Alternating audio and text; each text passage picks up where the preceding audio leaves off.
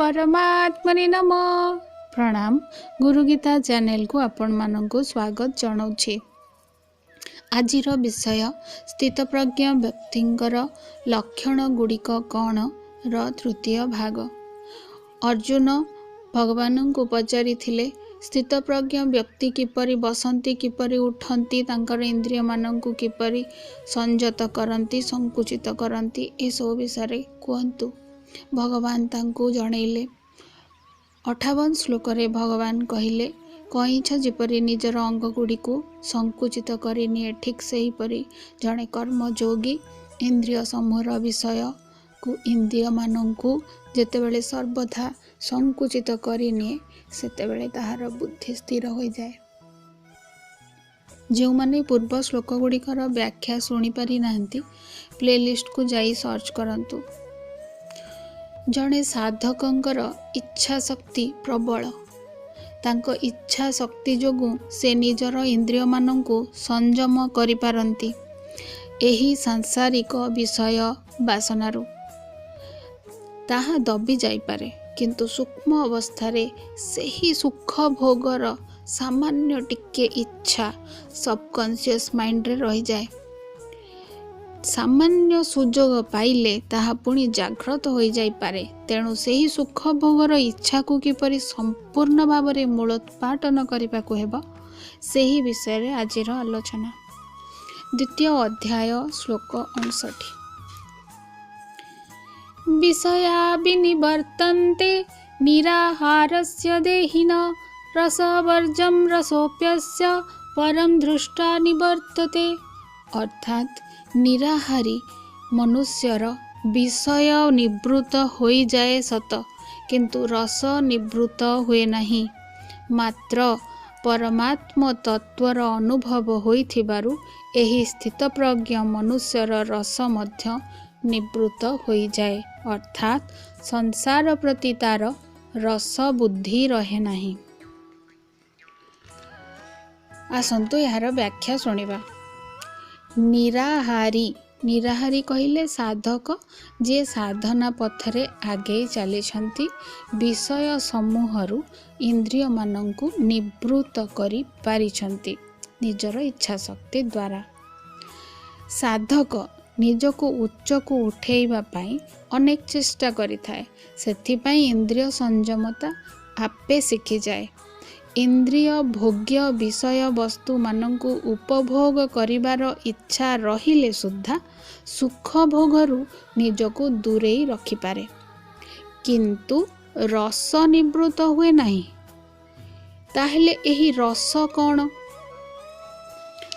इंद्रिय सुख भोग करिबार इच्छा को दाबी देबा परे अंतःकरण रे एक जो सूक्ष्म आकर्षण मधुरता रही जाए, ताकू रस कहती। जेमिति जनकु रसगोला खाइबा को बहुत भल लगे, तांकु डॉक्टर मना करिवे रसगोला खाई परिबो नहीं बा मिठा जिनिस खाई परिबो नहीं। से जबरदस्ती निज मन को कंट्रोल करिकी रखिदेवे, मोर मिठा खाइबार नहीं, किंतु गोटे इच्छा सूक्ष्म इच्छा रही जाए, मिलिले छाड़िबेनी, से याकू रस कहती। जड़े लोभी व्यक्ति तांको टंका जदि दे दिया जाए, तांको अंतर रे जो आनंद अनुभूति आसे, ताकू रस कहा जाए। जड़े भोकातुर व्यक्ति को अनेक प्रकार व्यंजन थिबा खाद्य थाली मिलीगले जो खुशी मिले, जो आनंद मिले, ताकू मध्य रस बोली कहा जाए। जड़े अलसुआ व्यक्ति तांको टिके चांस दरकार, टिके सोई पड़िबे, टिके बसी पड़िबे, निदरे रहिबार गोटे एक सुख। जड़े साधकों को एही रस को सुखेइबा को हबो। प्रत्येक साधकों अलग अलग वीक पॉइंट्स थाए, समस्तंकर समान न थाए। ताहाको खोजिबा को हेबो, मो भितरे कौन वीक पॉइंट्स अछि, से विषय रे मु चिंता करिबी, मु कंट्रोल करिबी। मु ही निजको निज मन को कंट्रोल करि पारिबी, अन्य माने मो मन को तो कंट्रोल कर पारिबेनी। सेही सूक्ष्म इच्छा को सुखेइबा को पड़िबो। एहा को सुखेइबार ताहले उपाय कौन? उपाय हैला आउ गोटे श्रेष्ठ रसर स्वाद पाइगले ବର୍ତ୍ତମାନର ଯେଉଁ ସୂକ୍ଷ୍ମ ରସ ଅଛି ଭିତରେ, ମନର ଗୋଟେ ଇଚ୍ଛା ଅଛି ପାଇବାର, ସେଇ ଇଚ୍ଛାଟା ନିବୃତ ହେବ, ବନ୍ଦ ହେଇଯିବ। ବୁଝା ପଡ଼ିଲାନି? ଉଦାହରଣ ଦେଇ କହୁଛି, ଗୋଟେ ଛୋଟ ପିଲା ଖେଳନା ପାଇଁ ଜିଦ୍ଦି କରେ, ସେ ତାହାକୁ ପାଇଗଲେ ଖୁବ୍ ଖୁସି ହୁଏ, ଦିନ ସାରା ସେଇ ଖେଳନାରେ ଖେଳିବ, ରାତିରେ ଶୋଇଲା ବେଳେ ମଧ୍ୟ ପାଖରେ ରଖିକି ଶୋଇବ। ଟିକେ ବଡ଼ ହୋଇଗଲେ ଭିଡ଼ିଓ ଗେମ୍ରେ ମନ ଲାଗିଯାଏ, ତାକୁ ସେ ଆଉ ସେଇ ଛୋଟବେଳର ଖେଳନା ମନେ ପଡ଼େନି, କି ପସନ୍ଦ ମଧ୍ୟ କରେନି। ସେ ମନେ ରହେନି ଖେଳନା କେଉଁଠି ରହିଲା। ପୁଣି ଆଉ ଟିକେ ଯଦି ପିଲାଟି ବଡ଼ ହେଲା, ତାକୁ ମୋଟର ସାଇକେଲଟେ ପାଇଗଲା କି ଗର୍ଲଫ୍ରେଣ୍ଡ ଗୋଟେ ମିଳିଗଲା, ତାହେଲେ ସେ ଭିଡ଼ିଓ ଗେମ୍ କଥା ଆଉ ମନେ ରଖିବନି। ଆଉ ଟିକେ ବଡ଼ ହେଲେ ତାକୁ ଯଦି କାର୍ ମିଳିଗଲା, ତାହେଲେ ସେ ମୋଟର ସାଇକେଲକୁ ଛାଡ଼ିଦେବ। ତାହେଲେ ସମୟ ଅନୁସାରେ ରସ ବା ଆନନ୍ଦ ଉପଭୋଗ କରିବାର ମହତ୍ଵ ବଦଳିଯାଏ। ସୁଖ ଆସକ୍ତି ସବୁ ମନୁଷ୍ୟର ବ୍ରେନ୍ର ଚିଜ୍ଜଡ଼ ଗ୍ରନ୍ଥି ଆଡ୍ରିନାଲିନ୍ ସିକ୍ରେସନ୍ରେ ଥାଏ। ଆନନ୍ଦମୟ କୋଷରେ ସେହି ସୁଖ ଭୋଗର ଇଚ୍ଛା, ସେହି ରସ ସୁପ୍ତ ଅବସ୍ଥାରେ ଥାଏ। ଜଣେ ସାଧକ ଠିକ୍ ସେହିପରି ପରମାନନ୍ଦ ପରମ ଶାନ୍ତିର ସୁଖ ଅନୁଭବ କରିସାରିଲା ପରେ ତାକୁ ଏହି ସଂସାରର ମାୟାଜନିତ ସୁଖ କେମିତି ଭଲ ଲାଗିବ? ଥରେ ପରମାତ୍ମ ତତ୍ଵର ରସ ପାଇଗଲା ପରେ ଆଉ କିଛି ଭଲ ଲାଗେନି। ସେଇ ଅମୃତ, ସେଇ ମଧୁ, ସେ ମକରନ୍ଦ ପାନ କରିସାରିଲା ପରେ ଯେଉଁ ତୃପ୍ତି ବୋଧ ହେବ, ପୂର୍ବର ଇନ୍ଦ୍ରିୟ ସୁଖ ଆଉ କିଛି ମନେ ରହିବନି, ଘୃଣା ଭାବ ଆସିଯିବ। ଯେଉଁ ସାଧକ ନିଜର ଇନ୍ଦ୍ରିୟ ଗୁଡ଼ିକର ସୁଖ ଭୋଗର ଇଚ୍ଛାକୁ କଣ୍ଟ୍ରୋଲ କରିଛନ୍ତି, ସାଧନା ଅବସ୍ଥାରେ ହିଁ ସେହି ରସବୁଦ୍ଧି ନଷ୍ଟ ହୁଏ। ରସବୁଦ୍ଧି ଅହଂଭାବରେ ହିଁ ଥାଏ। ଅହଂଭାବରୁ ରସବୁଦ୍ଧିକୁ ବାହାର କରିଦେବା ଉଚିତ, କିନ୍ତୁ ଜବରଦସ୍ତି ବିଷୟ ଭୋଗକୁ ତ୍ୟାଗ କଲେ ରସବୁଦ୍ଧି ଟିକେ ରହିଯାଏ, ସମ୍ପୂର୍ଣ୍ଣ ନଷ୍ଟ ହୁଏନି। ରସବୁଦ୍ଧି ନଷ୍ଟ ହୋଇଗଲେ ସାଧକ ସ୍ଥିତପ୍ରଜ୍ଞ ହୋଇଗଲେ ବୋଲି ଭାବିବା ଭୁଲ। ନିଜକୁ ନିଜେ ପରୀକ୍ଷା କରିବା ଉଚିତ ମଝିରେ ମଝିରେ। କ'ଣ ମୁଁ ମୋର କ୍ରୋଧ ତ୍ୟାଗ କରିପାରିଛି? ଯେତେ ରଗେଇଲେ ବି ମୁଁ ରାଗୁନି। କ'ଣ ମୁଁ ମୋର ଇମୋସନକୁ କଣ୍ଟ୍ରୋଲ କରିପାରିଛି? ପରୀକ୍ଷା କରନ୍ତୁ। କ'ଣ ମୁଁ ଇନ୍ଦ୍ରିୟମାନଙ୍କର ଦାସତ୍ୱ ସ୍ୱୀକାର କରିଛି? ଇନ୍ଦ୍ରିୟ ମାନଙ୍କର ଆମେ ଦାସ ହୋଇଯାଉ। ଯେତେବେଳେ ଇନ୍ଦ୍ରିୟ ଭୋଗ ବାସନାରେ ଆମେ ରହୁ, ଆମେ ତାଙ୍କର ଦାସ ହୋଇ ରହୁ। ପରମ ତତ୍ଵର ଜ୍ଞାନ ହୋଇଗଲେ, ସଂସାର ଠାରୁ ନିଜର ଭିନ୍ନତା ସ୍ୱୀକାର କଲେ, ପରମାତ୍ମାଙ୍କ ଠାରେ ନିଜର ଅଭିନ୍ନତା ସ୍ୱୀକାର କଲେ, ଏହି ନାଶବାନ ଇନ୍ଦ୍ରିୟ ସୁଖର ରସ ନଷ୍ଟ ହୁଏ ଓ ଅଖଣ୍ଡ ଅବିନାଶୀ ପରମ ଶାନ୍ତିର ରସ, ପରମାନନ୍ଦର ରସ ଝରିବାକୁ ଲାଗେ ମସ୍ତିଷ୍କରେ। ଏହାପରେ ଆସନ୍ତୁ ଶୁଣିବା ଶ୍ଲୋକ 60।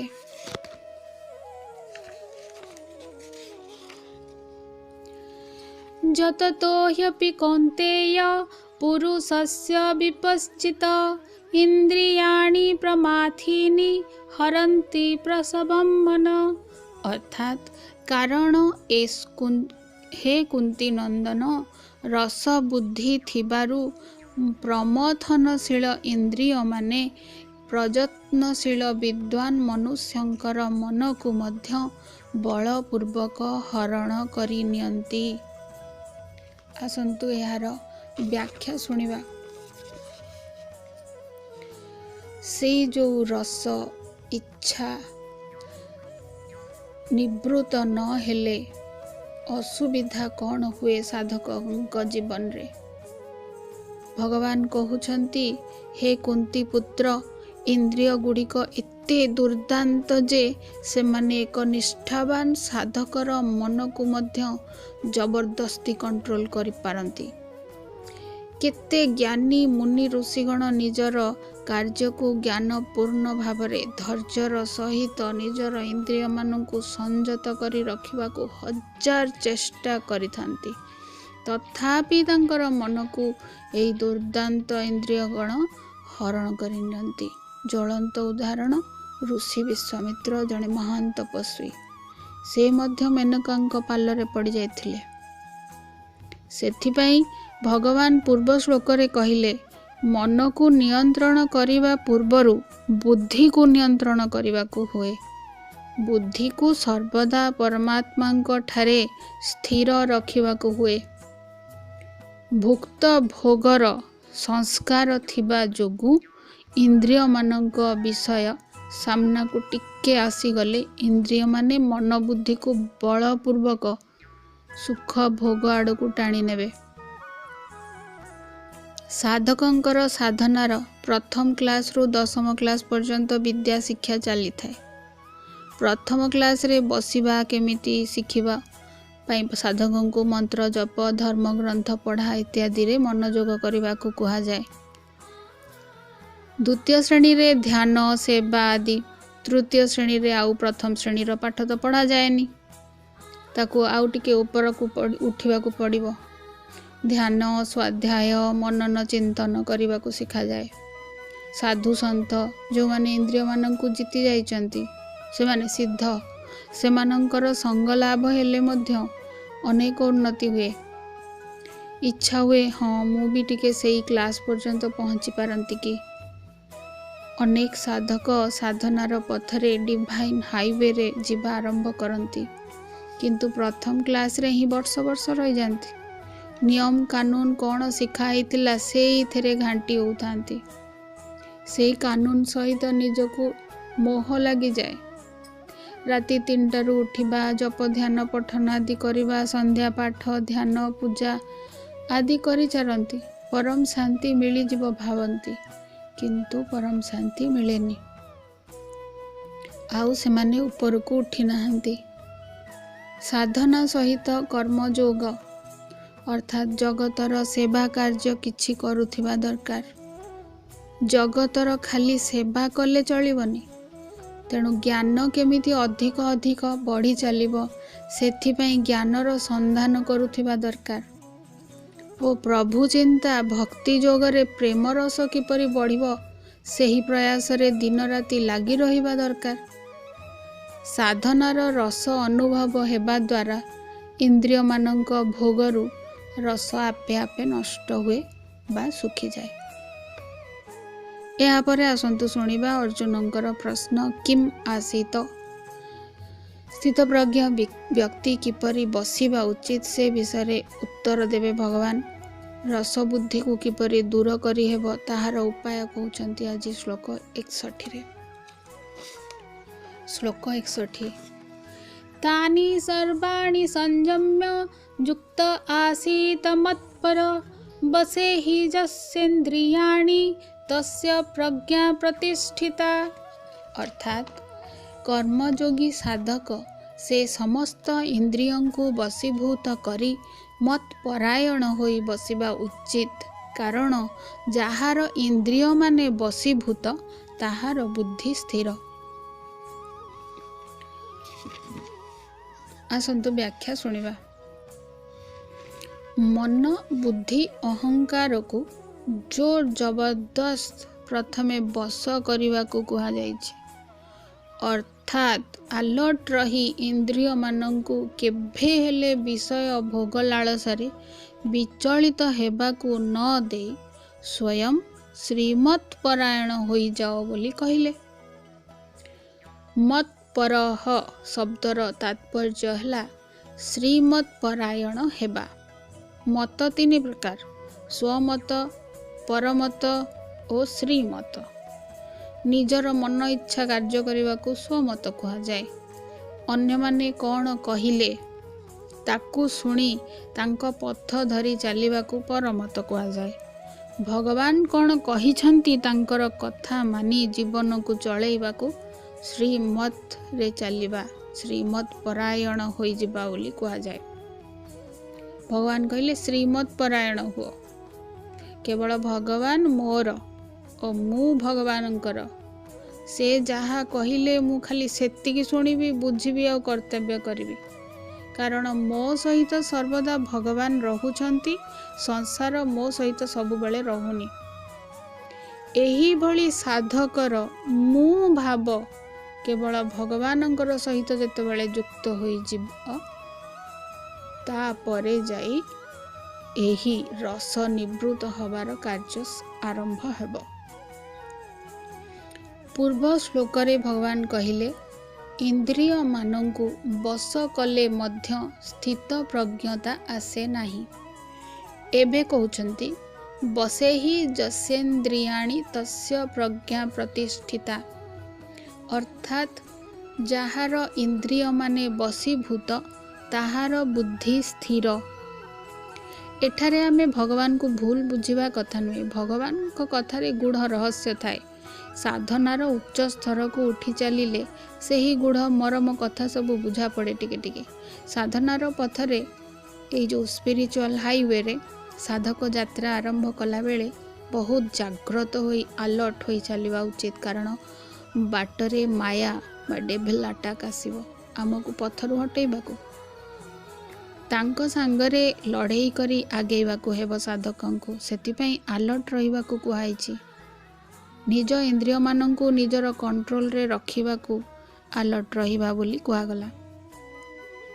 ତାପରେ ଏହି ଇନ୍ଦ୍ରିୟମାନେ ମାୟା ଆଡ଼କୁ ଟିକେ ବେଶୀ ଆକୃଷ୍ଟ ଥାଆନ୍ତି। ବାଟରେ ଯାହା ଦେଖିବେ ସେ ସେଇଥିରେ ଚାଲିବେ। ତ ସହଜରେ ଏମାନଙ୍କୁ ବଶ କରିହୁଏନି। ଟିକେ ଚାନ୍ସ ପାଇଲେ ସେମାନେ ମାୟା ସାଙ୍ଗରେ ଯାଇ ମିଶିଯିବେ। ତେଣୁ ଭଗବାନ ଉପାୟ ମଧ୍ୟ ବତେଇଛନ୍ତି। ଯଦି ସାଧକ ମୋ ପାଖକୁ ପହଞ୍ଚିବାକୁ ଚାହୁଁଛନ୍ତି ତେବେ ସେ କେବଳ ମୋର କଥା ଭାବନ୍ତୁ, ମୋତେ ତାଙ୍କର ଗାଇଡ଼ ମନେ କରନ୍ତୁ, ମୋ ଠାରେ ତାଙ୍କର ମନ ବୁଦ୍ଧି ଅହଙ୍କାରକୁ ସମର୍ପଣ କରନ୍ତୁ। ତାହେଲେ ସେହି ଇନ୍ଦ୍ରିୟଗଣ ସାଧକର କଥା ମାନି ରହିବେ ଓ ଧୀରେ ଧୀରେ ସାଧକ ସିଦ୍ଧି ଅବସ୍ଥାକୁ ପ୍ରାପ୍ତ ହେବେ। ତାଙ୍କର ବୁଦ୍ଧି ସ୍ଥିର ହେବ। ବୁଦ୍ଧି ସ୍ଥିର ହେଲେ ସ୍ଥିତ ପ୍ରଜ୍ଞ ସ୍ଥିତିକୁ ପ୍ରାପ୍ତ ହେବେ। ତେଣୁ ସର୍ବୋଚ୍ଚ ସିଦ୍ଧି ହେଉଛି ଭଗବତ ଚେତନା। ଏହି ଶ୍ଲୋକରେ ପରିଷ୍କାର ଭାବରେ ଏହା କୁହାଯାଇଛି। ତେବେ ଭଗବତ ଚେତନା କ'ଣ? ଭଗବତ ଚେତନା ହେଲା ଭଗବାନ ଅହରହ ମୋ ସାଙ୍ଗରେ ଅଛନ୍ତି, ମୁଁ ଭଗବାନଙ୍କର ଓ ଭଗବାନ ମୋର। ଏହି ଯେଉଁ ଚିନ୍ତାଧାରା ତାହାକୁ ଭଗବତ ଚେତନା କୁହାଯାଏ। ଏହି ଚେତନାରେ ରହି ହାଇୱେର ବାଟ ଚାଲିବାକୁ ପଡ଼ିବ ବୋଲି କହିଲେ ଭଗବାନ।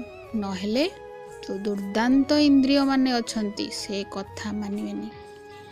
କାରଣ ଇତିହାସ ସାକ୍ଷୀ ଅଛି ଦୁର୍ବାସାଙ୍କ ଭଳି କଠୋର ତପସ୍ୱୀ ମଧ୍ୟ ନିଜର କ୍ରୋଧକୁ ଦମନ କରିପାରି ନଥିଲେ ବୋଲି ତାଙ୍କର ପତନ ହୋଇଗଲା। ଆଧ୍ୟାତ୍ମିକ ରାସ୍ତାରେ ଦୁର୍ବାସା ଅନେକ ସିଦ୍ଧି ପ୍ରାପ୍ତ କରିଥାଇପାରନ୍ତି, କିନ୍ତୁ ତାଙ୍କୁ ସ୍ଥିତ ପ୍ରଜ୍ଞ ବୋଲି କୁହାଯାଇପାରିବନି। କାରଣ ତାଙ୍କର ଅଧିକ ଅହଙ୍କାର ଥିଲା ଓ ସେ କ୍ରୋଧ ରୂପକ ଇନ୍ଦ୍ରିୟକୁ ଦମନ କରିପାରି ନାହାନ୍ତି। ଥରେ ଦୁର୍ବାସା ମୁନି ରାଜା ଅମ୍ବରୀଶଙ୍କ ସହିତ ଝଗଡ଼ା କଲେ।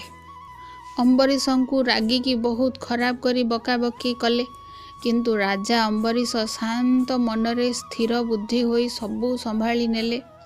ତାଙ୍କ ରାଗକୁ ଦେଖି ସେ ରାଗିଲେନି କି ଡରିଲେନି ମଧ୍ୟ।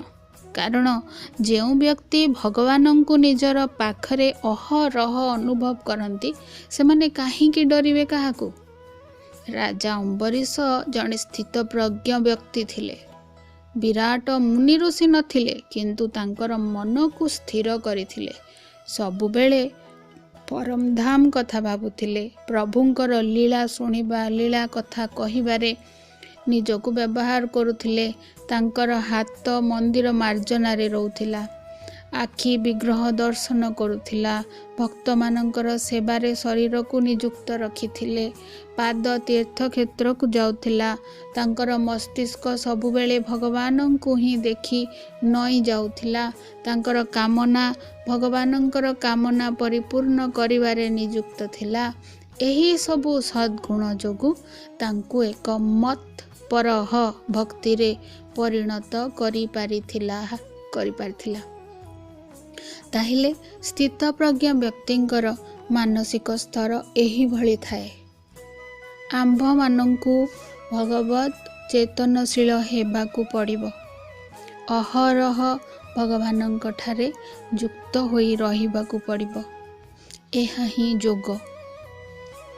अनेक व्यक्तिंकर मानसिकता है रिटायर्ड हेले जाई प्रभु भक्ति करने कथा। एमिति निजे नियम बनैचंती निजर सुविधा अनुसार, किंतु प्रकृत रे छुआ बेलू ही यही रास्तार चलिले जीवन सुखमय हुए। यही संसारर जिनिस पदार्थ पाइबाकू बहुत कष्ट करने को हुए। किए भावती मोर चाकरी हो जाओ, किए भावती मोर बहुत पैसा धन संपत्ति, क्या घर बाड़ी जमी दरकार, यही सबू जो पाइबार आशा विषय भोग।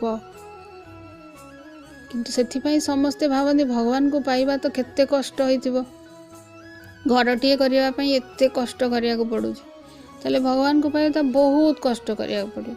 टाइम हेले भगवान को डाकिबी, भगवान चाही बसचंती आमको, आमे तांकर पिला, केतेबेले से मते डाकिबो बोली अनैचंती।